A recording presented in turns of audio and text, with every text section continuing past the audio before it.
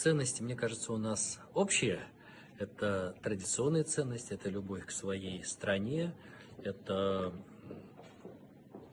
информационные приоритеты, умение правильно ориентироваться в этих информационных потоках. И скорее речь идет о компетенциях, о тех навыках профессиональных, которые помогают журналисту не потеряться в профессию, развиваться в профессии, особенно сегодня, когда медийность стала тотально, если не сказать, доступной, и нужно уметь во всем ориентироваться, уметь информационную безопасность соблюдать, информационную гигиену соблюдать и пользоваться теми приемами, которые сегодня в тренде на рынке и вообще в нашей индустрии, и сделать так, чтобы абхазская журналистика развивалась на мировом международном уровне.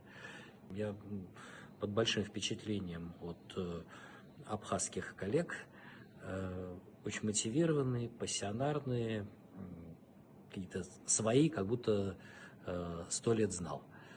Спасибо вам большое вот за вашу такую отзывчивость, за отклик, за готовность работать вместе. Абхазский народ для нас братский, поэтому мы сделаем все, чтобы и журналистика в Абхазии была на самом высоком уровне. Расскажем все, поделимся всеми секретами без остатка.